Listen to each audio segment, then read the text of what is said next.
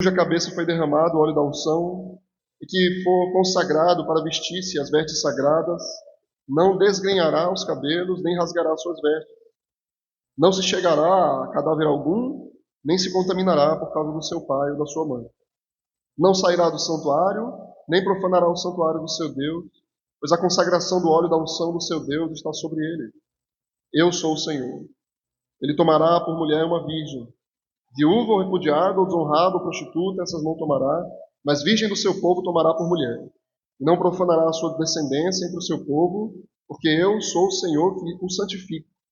E disse mais o Senhor a Moisés: falarão dizendo: ninguém dos teus descendentes, nas suas gerações, em quem houver algum defeito, se chegará para oferecer o pão do seu Deus.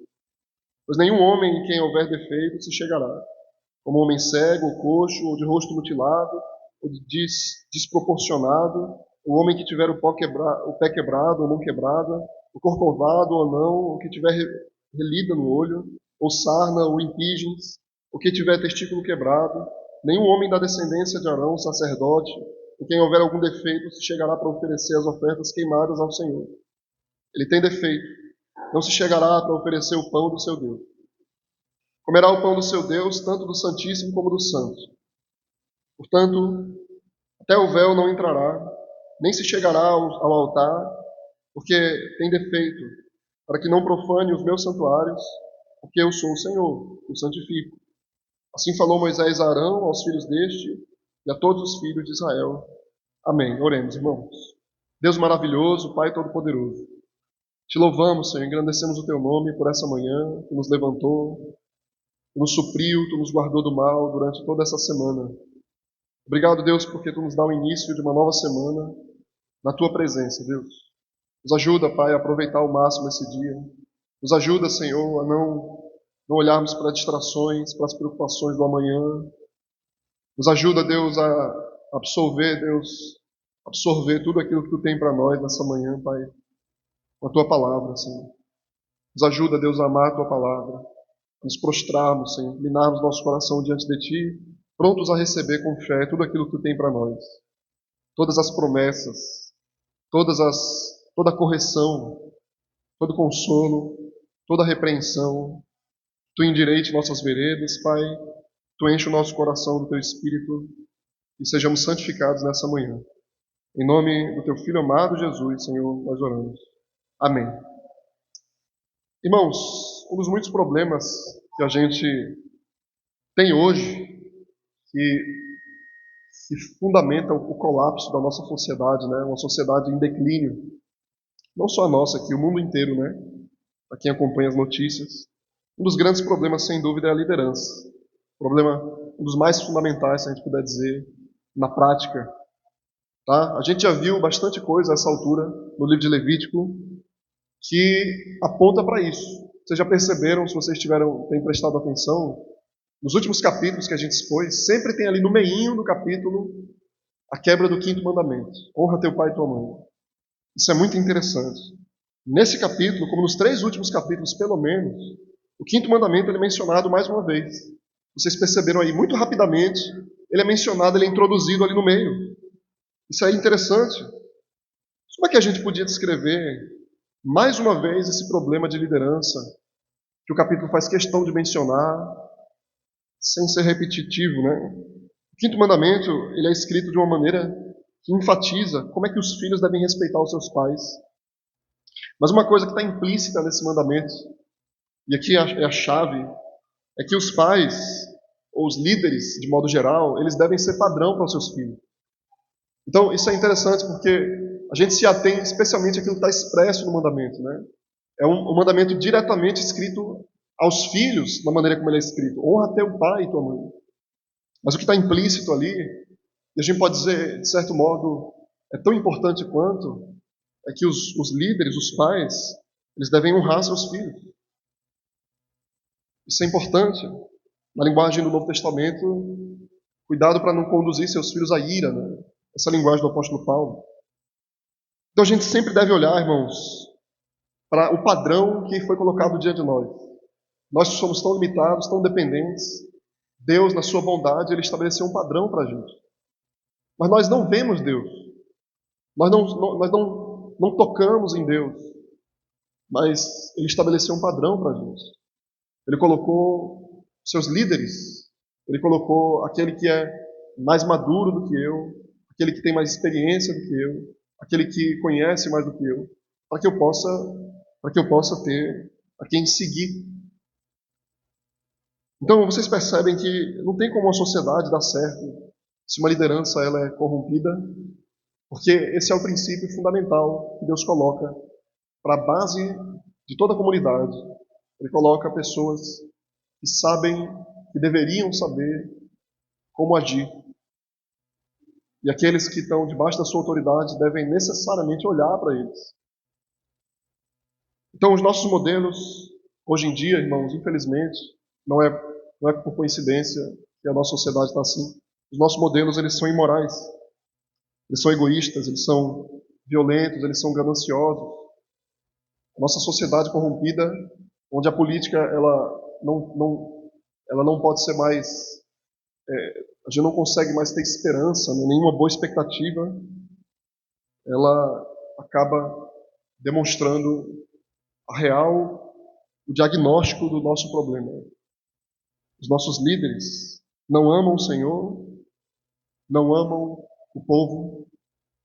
Essa é a marca da nossa liderança, do nosso presidente da República, da justiça do nosso país. Nas igrejas não tem sido diferente, infelizmente.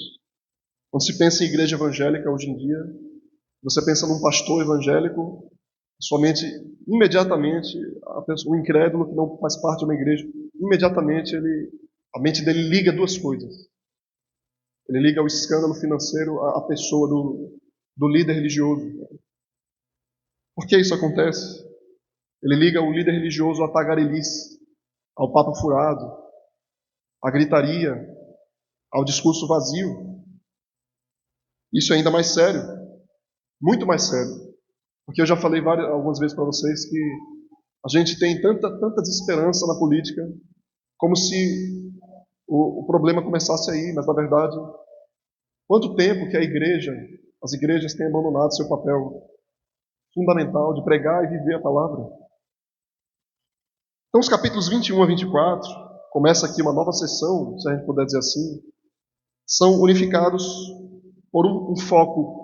O capítulo 21 a 24 de Levítico, que a gente começa hoje, ele fala da reverência às coisas santas e aos tempos santos. Tá? Lembrem dessas duas coisas. Vocês lembram que até o capítulo 20, a partir lá do capítulo 17, a gente viu Moisés se dirigindo ao povo, aos leigos.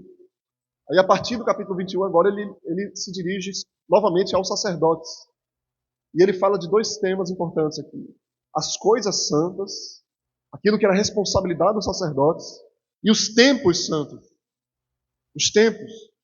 O momento de adoração, o momento de oferta. Tá? Então, os sacerdotes, eles vão tratar agora de maneira muito mais reverente, temerosa do seu próprio ofício.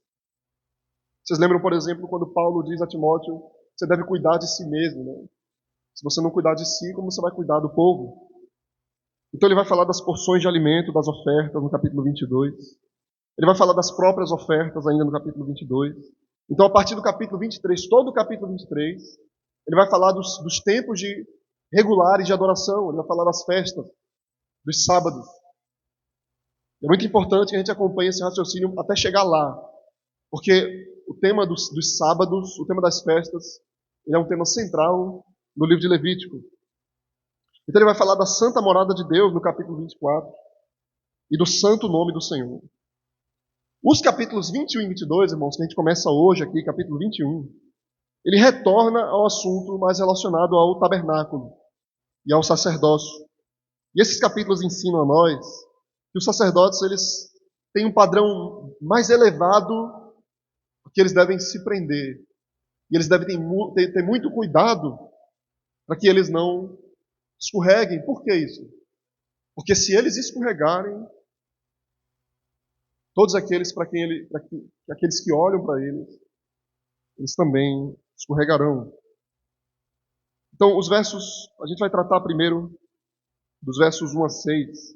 Eu não vou ler novamente, é um texto grande, vai ficar fadonho, mas vocês vão lembrar do texto, tá? Os versos 1 a 6 começam proibindo os sacerdotes de contaminarem pelos mortos, de se envolver em qualquer movimento de luto, tá? Então vê que coisa, e é muito natural que a gente fique espantado com essas regras aqui. Então o sacerdote não poderia entrar em luto e ter contato com o morto. O contato com o morto não era assim, necessariamente pegar no morto, mas estar num ambiente em que houvesse o morto. Você imagina, alguém vai para um momento ali em que o seu parente está morto, ele entra ali para ver o seu parente pela última vez. O sacerdote não poderia fazer isso. Tá? O luto pelos mortos envolvia uma proximidade com o morto. E o cadáver, o morto, ele era o símbolo da impureza. E a gente já tem visto bastante isso. Por que isso, gente? Porque o pecado leva à morte. O pecado leva à morte. E é tão forte a relação entre o pecado e a morte que muitas vezes eles se confundem. Porque em algum momento você vai ver o pecado ele sendo tratado como a própria morte. Então era importante que o sacerdote ele não se aproximasse do morto, porque o morto ele era a representação da impureza, porque era resultado do pecado. Então esse contato com o morto ele faria com que o sacerdote contaminasse o tabernáculo. Ele não poderia se envolver com o morto. Exceto em alguns casos. E é muito interessante que aqui o sacerdote era diferente do sumo sacerdote, que era a autoridade maior. E o sacerdote, diferente do sumo sacerdote, ele poderia sim ter contato com o morto se ele fosse uma pessoa muito próxima. Mas logo em seguida, a partir do verso 7, a gente vai ver que para o sumo sacerdote não. Então a gente vê um grau aqui de autoridade que era diferente no Antigo Testamento. No Novo Testamento isso não existe, mas no Antigo Testamento sim. A gente percebe aqui, irmãos, como é que Levítico associa o pecado à morte e como é que os pagãos, muitas vezes, até de maneira inconsciente, eles fazem essa associação. Deixa eu explicar para vocês. Muitas vezes existe no culto pagão, na idolatria, uma espécie de adoração à morte. Isso é muito forte. A gente entende que a morte ela foi vencida na morte de Cristo. Jesus, quando morreu, ele levou para o túmulo a própria morte. Mas o incrédulo, que não acredita em Jesus, que não crê no Senhor Jesus, que é o autor da vida, que é o Deus vivo, eles acabam cultuando a morte. Eles cultuam a morte. Por exemplo, esse mundão aí, doido, confuso, de maneira muito acirrada, muito intensa, eles defendem o aborto. Eles defendem o aborto como uma bandeira, uma coisa necessária para a manutenção da sociedade, como uma coisa que fosse, que ironia, que coisa grotesca, né? Como se fosse a vida da sociedade, a vida da mulher. E eles celebram a morte. Vocês lembram aquele momento que foi tão impactante, né? Quando, se eu não me engano, na Bolívia, não lembro agora, quando passou lá a legalização do aborto, e uma multidão de mulheres, milhares, centenas de milhares de mulheres, choraram e celebraram e levantaram as mãos e se abraçaram. Que sociedade é essa? Isso é o culto da morte. Vocês percebem que modelo de vida é defendido na sociedade contemporânea? Em que o ideal de família é o casamento homoafetivo, que não gera vida. Eles defendem com unhas e dentes como padrão familiar. Vocês percebem qual é a linha que é seguida por esse mundo? Qual o raciocínio subliminar deles está por trás desse pensamento? A semelhança entre cada coisinha que é defendida nesse mundo é a morte. A morte é o ponto de contato, a morte é a cola que une cada um desses discursos. Porque tudo o que eles amam é o pecado. E o pecado gera a morte. Eles amam o comunismo, eles amam a ditadura, eles amam a supressão da verdade, a repressão. eles amam a perda da liberdade, eles amam as religiões que exaltam a morte por si mesma. Os pagãos cultuavam os mortos. Isso é tão, pode parecer tão assustador, mas isso é tão sutil, gente.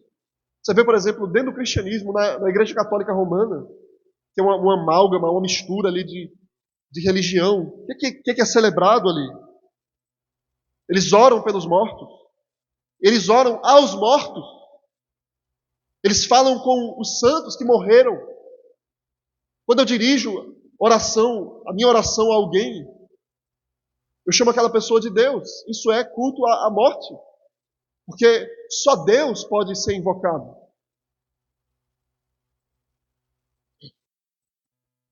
Eles não só oram pelos mortos. Eles oram aos mortos. Eles fazem culto pelos mortos. Eles inventam um lugar em que eles podem fazer uma última tentativa de salvar os mortos. Um lugar chamado purgatório. Não existe na Escritura. Os sacerdotes deveriam se afastar disso. Porque o pecado, ele representa, a morte representa o pecado. E de maneira que a gente não consegue perceber no texto, mas isso era a prática comum dos povos. Isso era a religião dos povos pagãos. Quando os israelitas entrassem em Canaã, eles veriam isso de maneira muito natural. Então, os versos 7 e 8, irmãos, os sacerdotes são chamados de santos, e o papel deles exigia um modelo de pureza. Não apenas um modelo de pureza moral, ritual, mas moral também. E eles deveriam se casar com mulheres que demonstrassem isso. E é interessante não só pelo seu presente, mas pelo seu passado também. Tá? Essa é a regra aqui na lei dos levitas.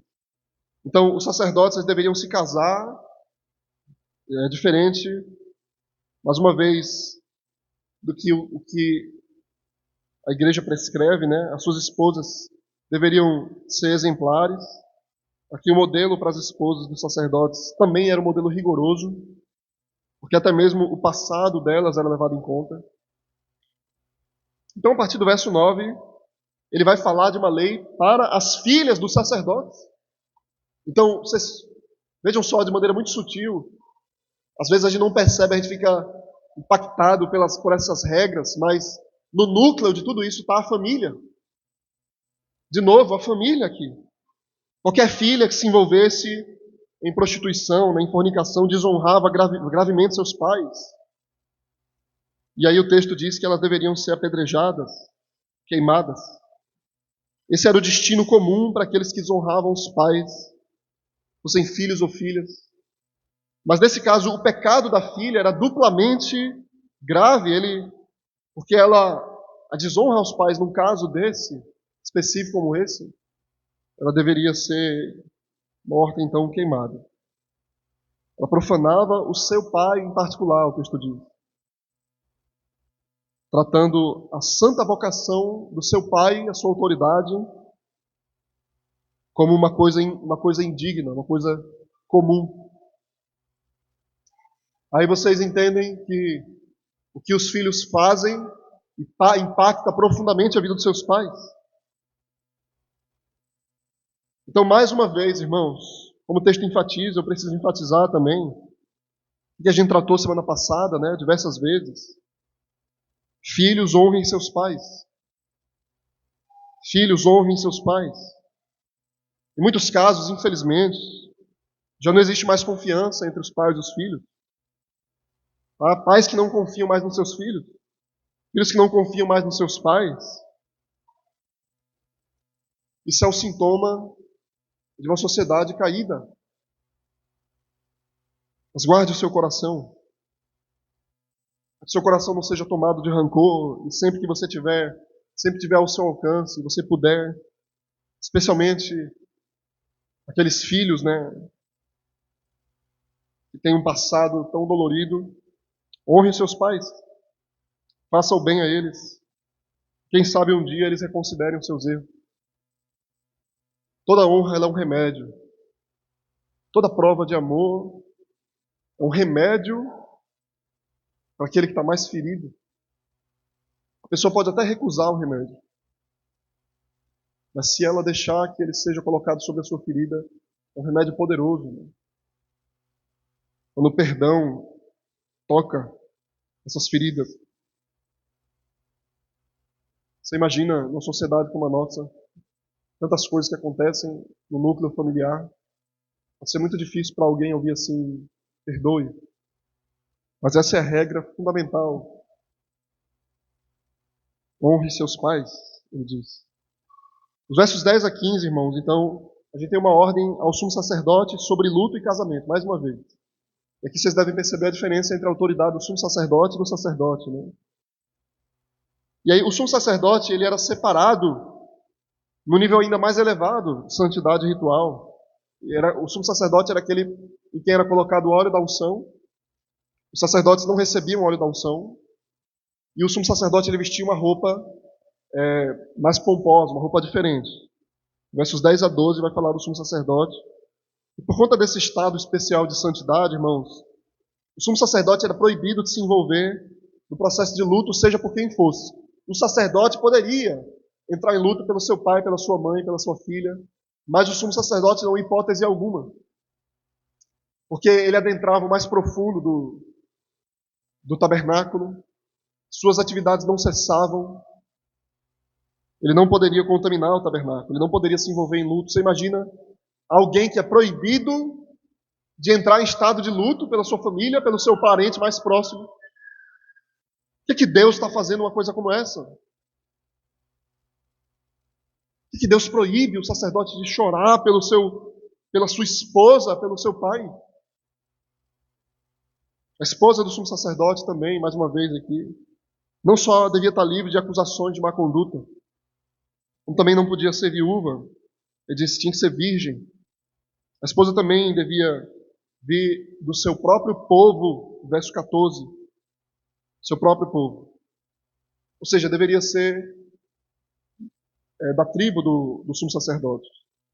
Por que isso, gente? Porque talvez era o próximo sumo sacerdote que viria dessa descendência, ele deveria ser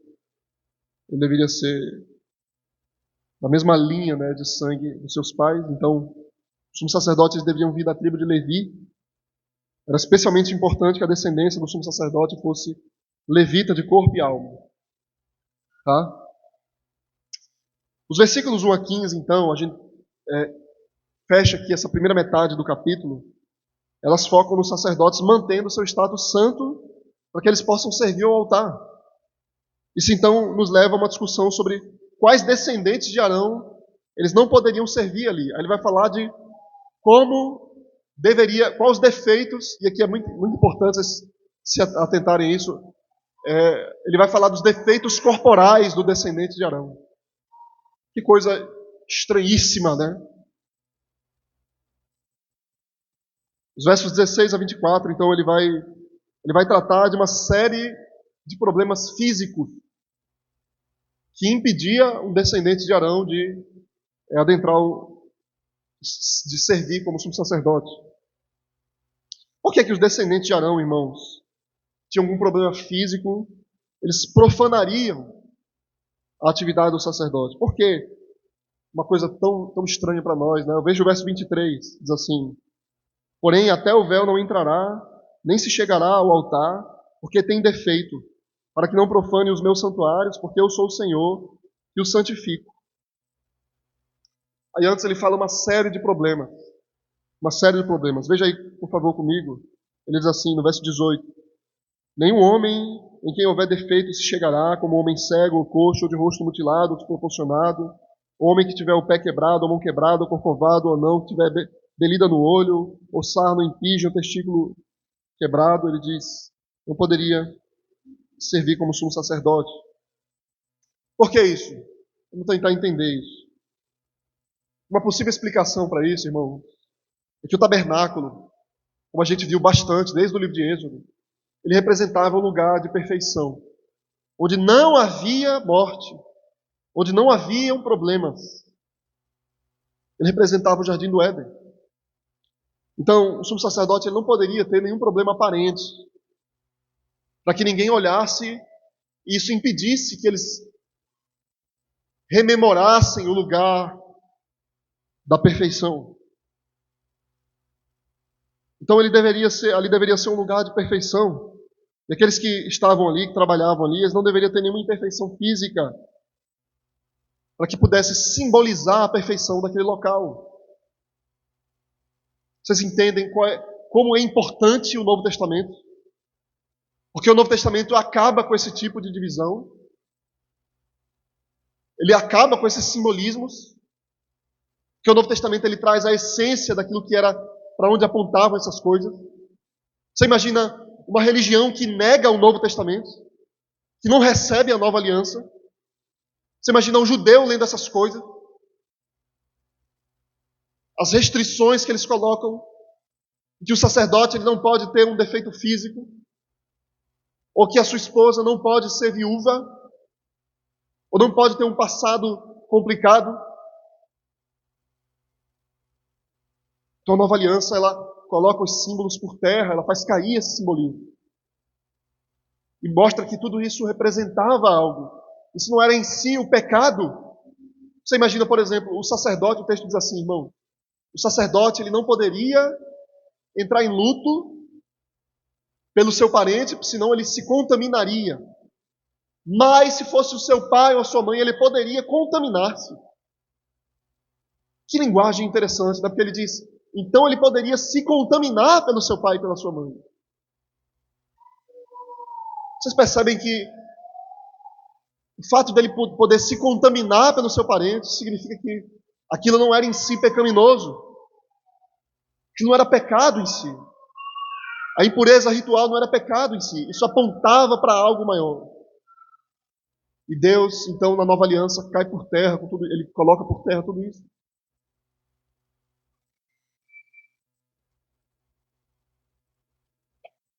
Tem um pastor que eu gosto demais, ele é um pastor batista americano que ele tem sérios problemas, né?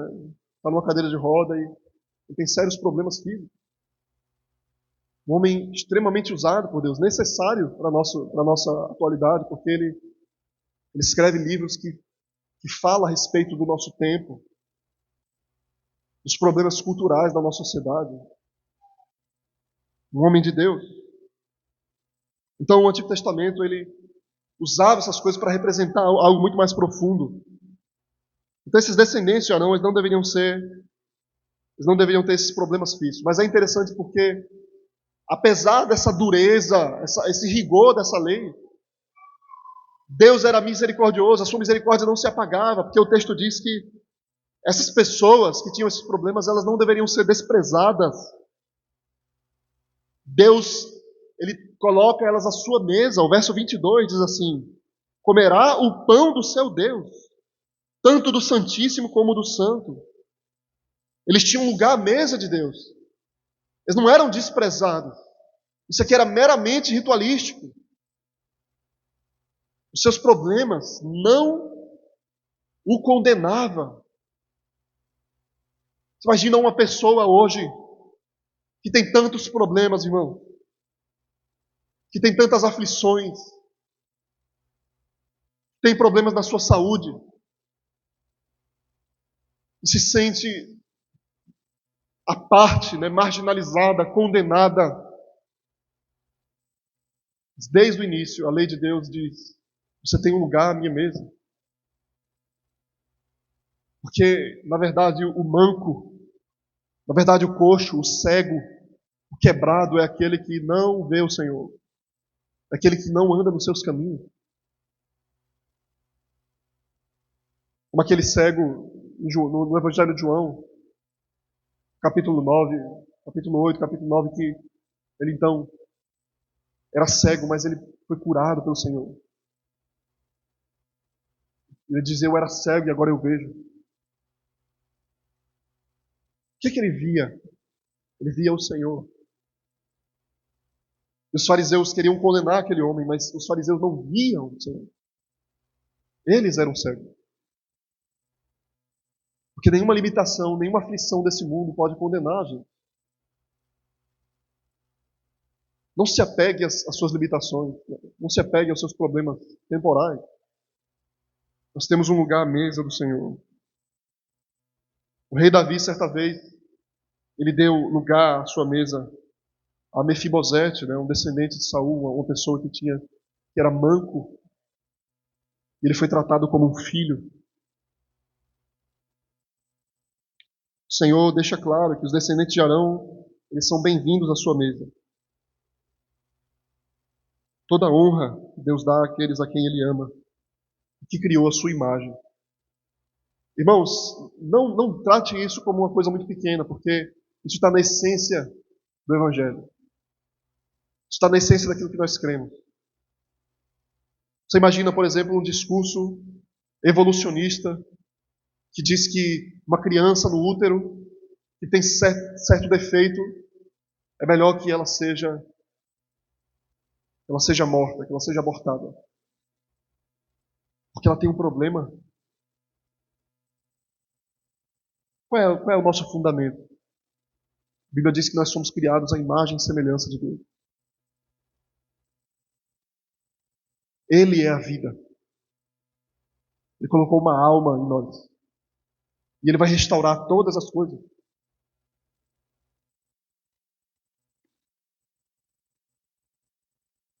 Os versos 22 a 23,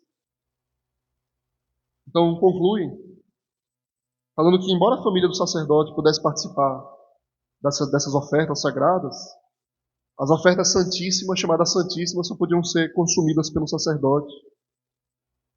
Esse versículo, então, irmãos, ele mostra que os sacerdotes com defeitos físicos ainda eram contados entre os servos reais de Deus. E não apenas tinham permissão para entrar no pátio, mas eles eram recebidos como convidados à sua mesa real. Isso é muito importante. Quando Jesus vem, em Lucas capítulo 14, verso 21, é dito: sai depressa para as ruas e os becos da cidade e traz aqui os pobres, os aleijados, os cegos e os coxos. Então ele recebe aqueles que estão quebrados e aqueles que estão doentes. E ele diz: eu vim para o doente. Mas aquele que acha que está são, para esses eu não vim. O médico veio para os que estão doentes. Ele veio para nos curar. Então, Matthew Henry ele resume da seguinte forma: ele diz assim como esses sacerdotes eram tipos de Cristo, todos os ministros devem ser os seus seguidores, para que o seu exemplo ensine outros a imitar o Salvador. Então ele mostra como é que isso explica a autoridade do sacerdote. Sem mácula, separado dos pecadores, ele executou o seu ofício sacerdotal na terra, o nosso Senhor Jesus. Porque no final das contas, cada um daqueles sumos sacerdotes, cada um deles era doente. Porque todos eles morreriam. Todos eles estavam afetados pelo pecado. Todos eles eram mancos e cegos.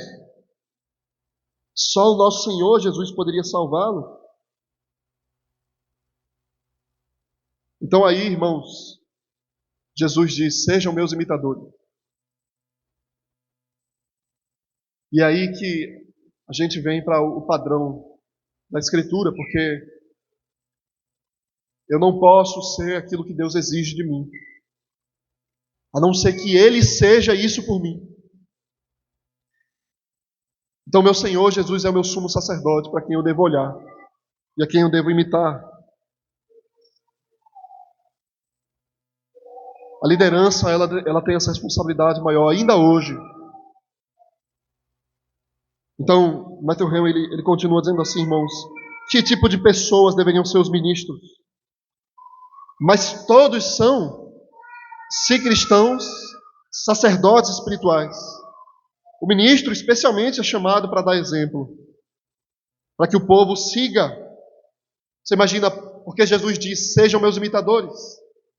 Então Paulo diz: sejam meus imitadores como eu sou de Cristo. As nossas enfermidades físicas, bendito seja o Senhor, não podem nos excluir do seu serviço, dos privilégios da sua glória. Muitas almas saudáveis e belas estão alojadas em um corpo frágil e doente. e deformado. E aqueles que podem não ser adequados para a obra do ministério, muitas vezes, podem servir a Deus com conforto e tantas outras coisas, onde estiver. Irmãos, nesse mundo caído, a gente vê tanta coisa que é resultado do pecado, mas só o pecado pode separar você de Deus. Apenas o pecado. Não deixe que nenhum problema presente, temporal, separe você do Senhor, afaste você de Deus. Quantas vezes você e eu, por causa de uma aflição, por causa de uma dor aguda, a gente se separou do Senhor. A gente deixou de entrar nos seus átrios, deixou de servir no tabernáculo, deixou de ir até a igreja, porque por causa da dor que a gente sentiu, por causa do sofrimento, por causa da aflição, porque a gente perdeu algo, a gente perdeu um braço, a gente perdeu um bem, a gente perdeu um ente querido. Então a gente disse, hoje eu não consigo adorar o Senhor, hoje eu não consigo orar, hoje eu não consigo ir até o Senhor, como se esses problemas temporais pudessem separar a gente de Deus. Mas nada disso pode separar a gente do Senhor. Nada pode nos separar do amor de Cristo. Então não deixe que nenhuma aparência, nenhuma aflição, nenhuma doença, nenhum acidente, nenhuma perda, nenhuma morte afaste você do Senhor. Todos nós temos passado, irmão, por aflições. E todos nós temos um passado tenebroso, longe de Deus. Todos nós temos defeitos e imperfeições. Mas o nosso Senhor Jesus Cristo nos refez a sua imagem e semelhança. E diante de todas as nossas tragédias, quando a gente encontra o nosso noivo, quando a gente vê o nosso noivo, ele vai olhar para nós na grande festa de casamento e ele vai ver uma noiva irrepreensível, uma noiva pura, sem mácula. Você imagina eu e você?